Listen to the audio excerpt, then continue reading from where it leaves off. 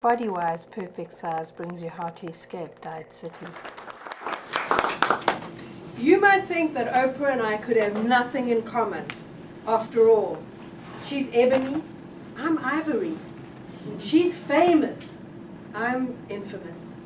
She's graced the covers, I've only been between the covers of magazines. But Oprah and I do have something in common. We've both run one marathon, and we ran it for the same reason. Oprah and I were inmates, incarcerated in the same jail. Now, it's not a jail that you can see the bars, the keys, and the locks. No, this jailer goes everywhere with you. Hear his keys jangling in your ear. Hear them, because they go everywhere with you, 24/7.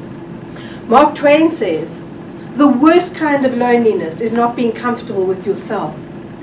By that standard, Oprah and I were in solitary confinement. The time that I landed in Diet City, at the age of 11, Oprah was already a notorious repeat offender for trying to escape to thin land.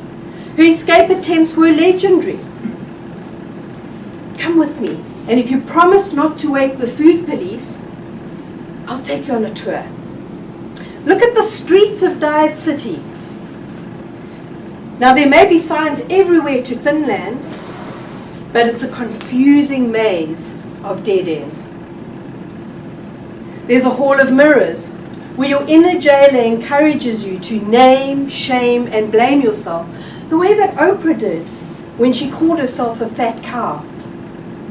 And step with me, if you will, into Restriction Road, where you can smell the donuts, but you just can't eat them. It was in Diet City where I met the 4-year-old Amy, who told me she couldn't eat popcorn because it would make her fat, and the 67-year-old grandmother Julie, who couldn't accept a simple invite in case she went over her calorie count. In common with millions, Oprah and I roamed the streets for decades. I was fortunate that I missed Bulimia Boulevard, only just. But I wasn't so lucky when it came to Anorexia Alley. I landed there along with my best friend. At age 15, we were so thin you could have faxed us. Janet was even thinner than I was, which, according to my inner jailer, meant she was winning. Anorexia Alley is a life sentence for some, a death sentence for others, and for a lucky few, a place to escape from. When Janet died, I became the lucky escapee. But my guilt at my part in her death, my grief at her loss, and my terror that I would join her, sent me headlong into Binge Boulevard. And I'd like to tell you that when Janet lost her life, I was savvy enough to realize that I wasn't living mine. But no, my inner jailer was so strong that he kept me yo-yoing in and out of Diet City for another 3+ decades.